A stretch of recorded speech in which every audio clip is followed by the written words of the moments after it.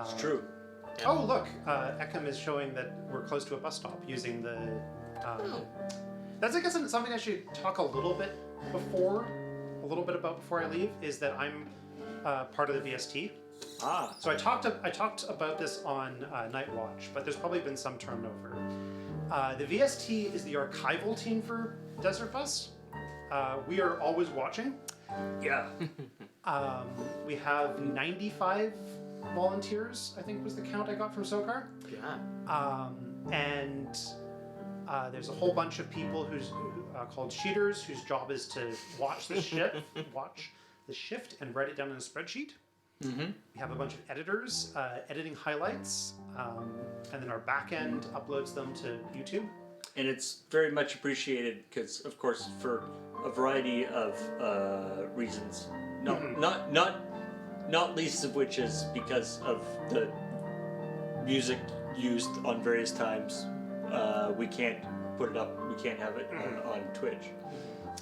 Yeah, no one can watch all of Desert Bus at It's once. true. Mm-hmm. People are going to miss something, and especially the people working at Desert Bus. Like, Heck, we miss stuff while we're here. yeah. And keeping that record year to year is important. So we, like, the VST, like, hovers up as much information about Desert Bus's past, present, and future as we can.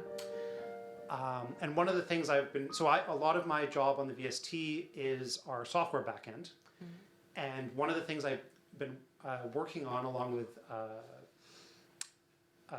Echem, Elemental Alchemist, Jay, SOCAR, is capturing the odometer, clock, time of day from the buscam feed that we get from engineering, and producing a graphical representation of the bus crossing the desert, so we can see when things like bus stops are coming up. Do you have you been sharing that information with us so we just don't know about it, or are you just keeping that to yourselves? This is a project that has been ongoing with engineering for some time. Okay. There was a case where I think earlier in the run, engineering was talking about it, and we were sort of scrambling to. Oh, engineering is talking about this project. We should get it working sooner rather than later. Oh, Johnny's put the overlay up a few times. That's super cool. So like the overlay has been appearing. So the I know that, like, obviously people figured out, you know, where on the odometer the different milestones happen. Yeah.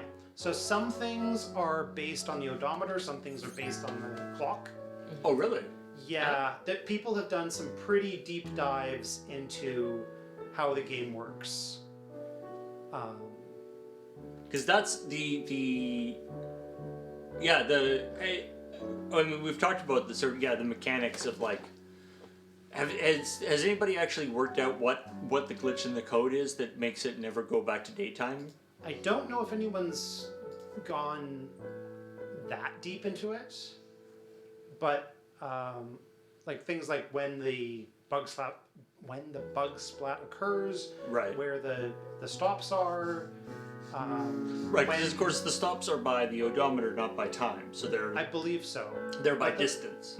But I think the bug splat is by time rather than distance. Oh, interesting. And certainly that I am not trying the. You're not Ian, gonna go? It will not be impressed by me. I'm not going to try. All right, all right. I'm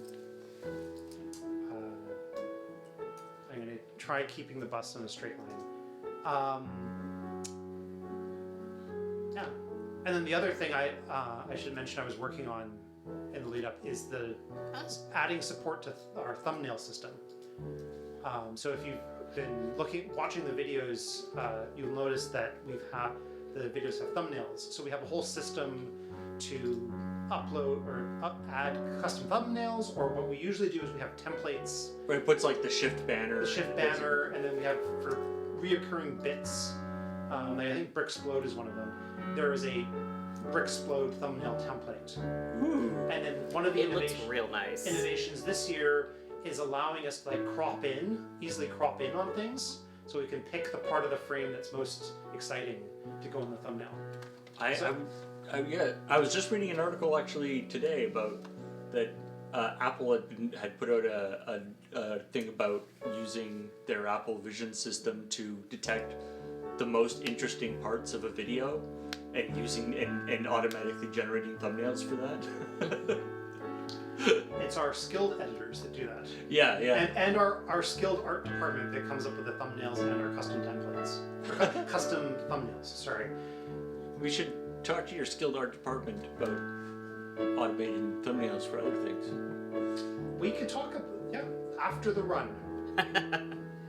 Yes, well, yes, of course. Nobody's talking about anything during the run. Yes. Apparently, the VST has determined why it never goes back to day. Okay. It came up in chat.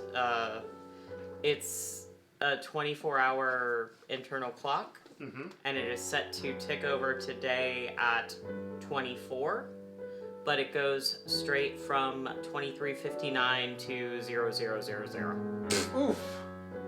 Off by one. That's good. And of course, the VST knows because the VST knows all. I love that. Yeah. Yes.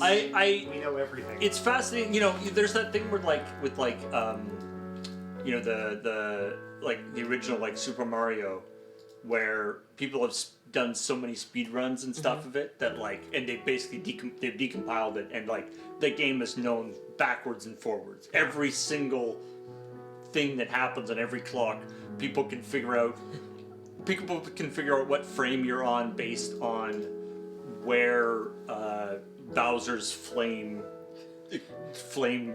shot is when you finish the game. You know, everything is locked in, and I feel like Desert Bus, being such a simple game, the fact that we've been able to you sort of get into all these weird nuances of how it was produced. And the way that the palette swaps happened, the way that we were talking about how the yellow line is matted with the headlights when you're in nighttime mode, different things like that. I will compliment on how crisp and vibrant the new hardware is. It is very nice, yeah. Even if that did cause some, You had to do some extra work. Because you had to having the new system this year. You had to retrain the thing. Yes, retrain. Yes, we're not doing anything. We're not doing any fancy machine learning. It's a fairly brute force. Where is the color?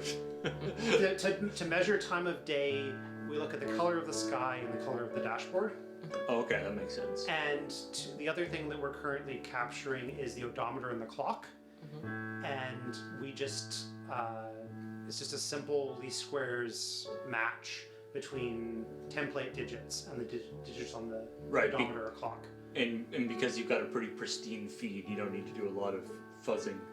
Yeah, there's some subtleties with the upscaler that we had to do something a little bit more sophisticated. But I like doing the simple things that are simple to understand.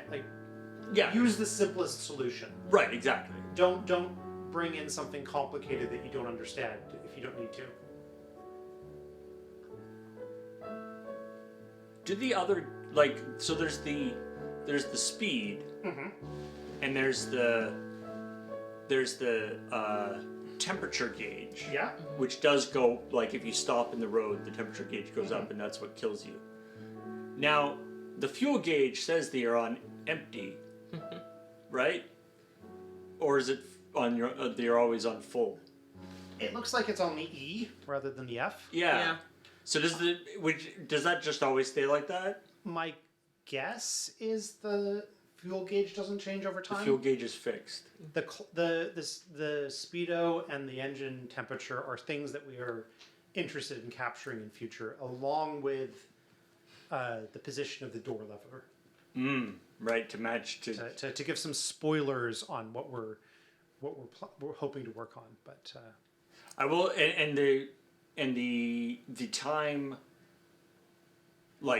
if the bus slows down, if people are stopping at bus stops, or if somebody just doesn't pay attention and slows down, that does indeed extend the trip. It's not always 8 hours regardless of no. Usually it's a bit longer than when Ian isn't driving, usually it's a bit longer, just a bit longer than 8 hours. But if Ian, Does Ian really slow down the bus? there was a period where Ian, the bus was stationary or pretty close to it for. Oh right, he figured out that you could as long as you like pumped it every once in a while, you could basically just like sit in the middle of the road. Yeah, it sat in the middle of the road for tens of minutes. Wild. So, yeah, you learn something about this game. There's a lot to learn about this relatively simple game. Weird little nuances. Yeah.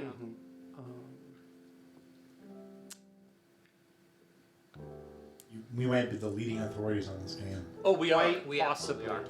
I mean, I believe it's been established that James is the one who has played this game the most of anybody in the entire world. By far. And I mean, I would guess that I'm not too far behind that, but James definitely has a few hours on me. I am sure somewhere on the VST website there is statistics about how long different people have driven. So I think the number that is easier to find is from when there were driver shifts and how long those were. Yeah, because we were, it was pretty ad hoc for a while. I don't think there are the numbers for how long have people sat in the chair and controlled the game in various weird and wonderful ways. James has played more than any individual shift, somebody says. Yeah. That would be a more challenging number because there are some desert buses where we don't there isn't complete footage for the first one. Yeah. First few. I think there isn't complete footage. Sokar has tried to find footage. I know. I've talked to him a few times about trying to get especially the year one footage. We sort of scoured various things and trying to get it off Ustream in various places, but it seems to be largely lost to the ether. There's bits and pieces, but unfortunately not the. Yeah, I think I have the dubious honor of being the first one to crash. Was that when I have the first desert Keller bus. took you to? No. To take a dive. No, that was late. That was.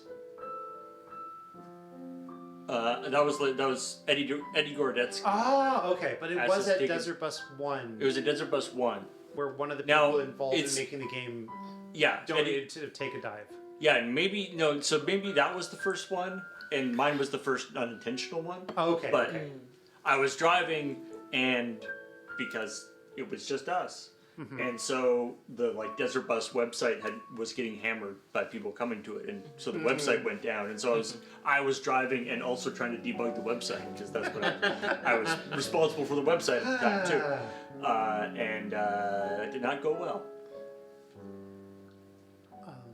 That is a very cool wallpaper that Jay's made. Ooh.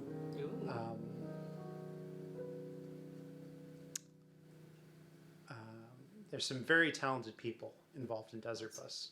Not some on the VST, some on also in other parts of Desert Bus. But